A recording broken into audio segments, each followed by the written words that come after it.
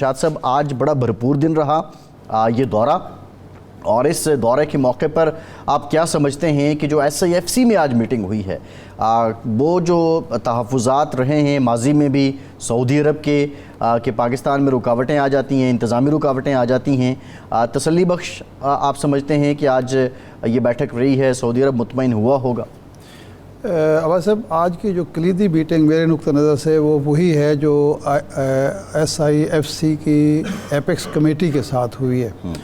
کیونکہ سعودی عرب پاکستان میں سرمایہ کاری کے لیے ہمیشہ ولنگ رہا ہے اور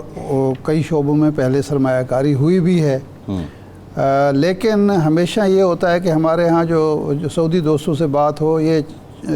چین کے دوستوں سے بھی جب بات ہوتی ہے تو وہ یہی کہتے ہیں کہ جو آپ لوگ جب ہمارے پاس آتے ہیں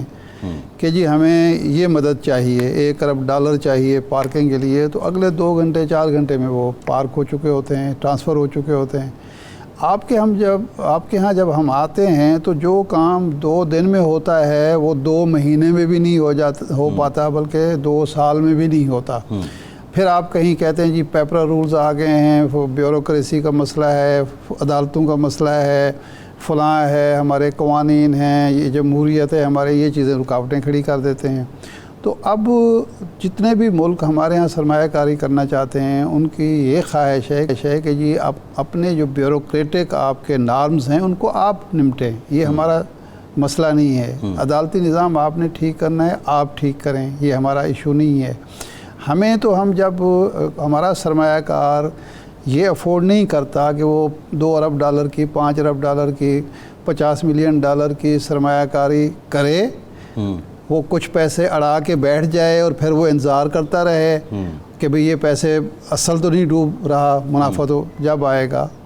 ہم تو چاہتے ہیں کہ اگر 6 مہینے میں ایک منصوبہ مکمل ہونا ہے تو وہ 5 مہینے میں مکمل نہیں ہو سکتا، 6 مہینے میں تو ہو جائے، جی رکاوٹیں تو نہ آئیں، کہیں سٹے ہو گیا ہے، کہیں فلاں جگہ سے منظوری نہیں ہوئی، 20 جگہوں پہ آپ چکر لگواتے ہیں۔ تو یہ جو SIFC ہے بیسیکلی یہ 1 ونڈو آپریشن ہے۔ 1 ونڈو آپریشن کی ہم جناب سن رہے ہیں ضیاء الحق کے دور سے 1 ونڈو آپریشن، آج تک نہ پاکستانیوں کو علم ہو سکا ہے کہ کہاں 1 ونڈو آپریشن ہے، 26 NOC چاہیے ہوتی ہیں دکان کھولنے کے لیے۔ تو میرا خیال ہے کہ اب دیکھنا، یہ مثال کے طور پر یہ جو ہمارے ہاں ریفائنری کی بات ہوتی ہے، یہ پچھلے دور حکومت میں بھی ہوئی، اس سے پہلے نواز شریف صاحب کے دور میں بھی ہوا کچھ نہیں ہے۔ اب دیکھتے ہیں کہ SIFC جو ہے، جو ایک ادارہ بنا ہی اسی لیے ہے کہ نہ کوئی صوبائی حکومت اس میں رکاوٹ ڈال سکے، نہ بیوروکریسی رکاوٹ ڈال سکے، نہ ہمارا نظام عدل جو ہے رکاوٹ ڈال سکے، تو کس حد تک یہ عہدہ برا ہوتے ہیں۔ تو میں سمجھتا ہوں اس حوالے سے آج کی میٹنگ جو ہے وہ کامیاب ہو سکتی ہے، جتنا وہ ولنگ ہیں اس سے زیادہ ضرورت ہماری ہے، ولنگ ہمیں ہونا چاہیے اور یہ رکاوٹیں دور ہونی چاہیے۔ اور اب دیکھنا یہ ہے کہ جب میاں شہباز شریف صاحب سعودی عرب دوبارہ جاتے ہیں، ان منصوبوں کو جن پر آج بات چیت ہوئی ہے میچور کرنے کے لیے، وہاں جو MOUs ہیں ان کو سائن کرنے کے لیے، تو وہ کیا پرپوزل کتنی میچور ہو چکی ہے، یہ ایک سوال ہے۔ بالکل ٹھیک۔ سابق DG ISI جنرل ریٹائرڈ فیض حمید صاحب کو کلین چٹ مل گئی ہے، اور کمیٹی میں اس وقت کے وزیر اعظم شاہد خاقان عباسی، وزیر داخلہ احسن اقبال اور دیگر جو بیوروکریسی اس وقت موجود تھی، انہوں نے جو سٹیٹمنٹ دی ہے اس سٹیٹمنٹ کے مطابق ایک میٹنگ میں باضابطہ طور پہ انسٹرکشن دی گئی تھی DG ISI کو، اور وزیر اعظم کی ان ہدایات کی روشنی میں انہوں نے مذاکرات کیے، تو پھر آگے سلسلہ چلا تھا، اور وزیر اعظم نے بھی خود اس بات کی تائید اور تصدیق کی ہے۔ لیکن میرا سوال یہ ہے کہ سالوں تک کیمپین چلی اس بات پہ، سوشل میڈیا پہ، ٹیلی ویژنز پہ ایک لفظ استعمال ہوا فیض یاب کا، یہ جو سب ہوتا رہا اور آج دوسرے رخ میں وہ ہو رہا ہے، یہ کیوں ہوا پھر؟ پہلی بات تو یہ ہے کہ اس وقت فیض حمید صاحب جو ہیں وہ DG ISI نہیں تھے، DG ISI اور صاحب تھے، اور یہ ان کی ڈیوٹی لگی تھی، اور ہمیں آپ کو پہلے سے علم تھا کہ یہ ایک سیاسی کمپین ہے، ادروائز جو کچھ بھی ہوا، جو مذاکرات ہوئے، وہ شاہد خاقان عباسی صاحب وزیر اعظم کی ہدایت پر ہوئے، اور اس وقت کے وزیر داخلہ جناب احسن اقبال صاحب کی نگرانی میں ہوئے اس سارا جو مذاکراتی عمل تھا دھرنے کے ساتھ. اور اس وقت بھی ہمیں یہ بتایا گیا تھا ایک بہت بڑی اعلیٰ سطحی میٹنگ میں کہ جناب اصل تو اس لانگ مارچ کو روکنا چاہیے تھا پنجاب میں،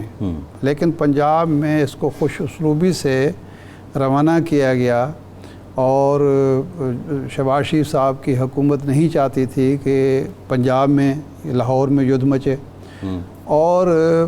انگلی اٹھتی تھی اس وقت بھی رانا ثناء اللہ صاحب جو وزیر داخلہ تھے پنجاب کے اور لا منسٹر بھی تھے، تو انہوں نے وہاں روانہ کر دیا کہ آپ جانیں آپ کا کام جانیں. اب رپورٹ میں بھی آلموسٹ وہی بات کی گئی جی. تو اس کا مطلب یہ ہے کہ جو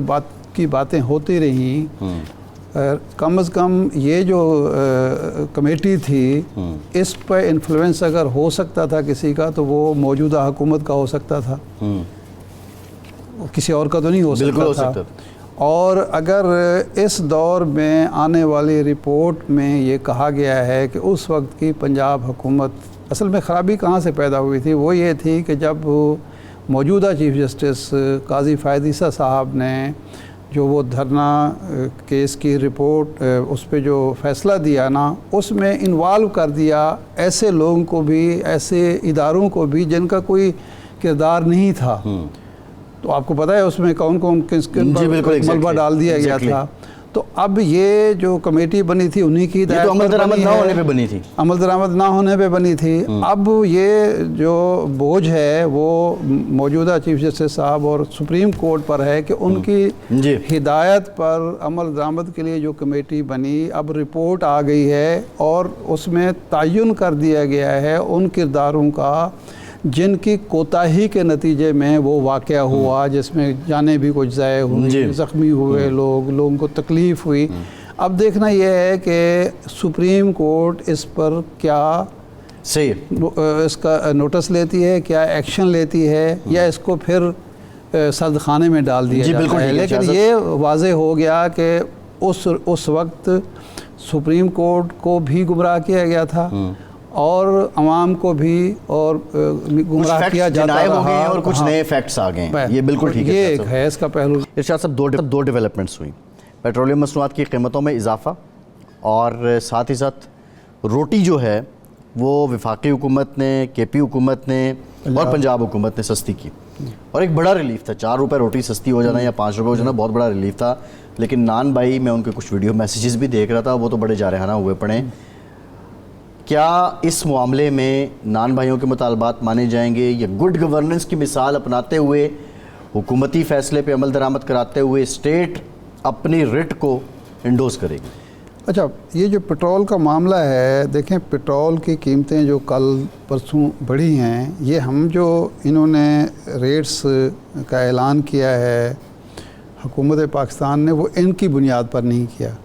یہ 15 دن کا پورے جو پہلے چیز آئی ہوتی ہے نا، سٹاک ہوتا ہے، اس کی بیس پہ. یہ تازہ تو ہمارے پاس نہیں آیا، تازہ ریٹس پہ تو چیز نہیں آئی. اس لیے لوگوں کو یہ چبھ رہا ہے. ایک بات. دوسری اس میں جو خرابی ہے وہ یہ ہے کہ جب قیمتیں کم ہوں، اگر $10 بھی کم ہوں تو ریلیف جو ہے وہ 90 پیسے کا، 25 پیسے کا، 1 روپے کا ہوتا ہے. اور $5 بڑھ جائیں تو پھر جو نرخ بڑھائے جاتے ہیں وہ 10 روپے، 15 روپے، 20 روپے، 8 روپے، 4 روپے. بھی سٹیبلٹی ہے، اور ڈالر بھی سٹیبل ہے.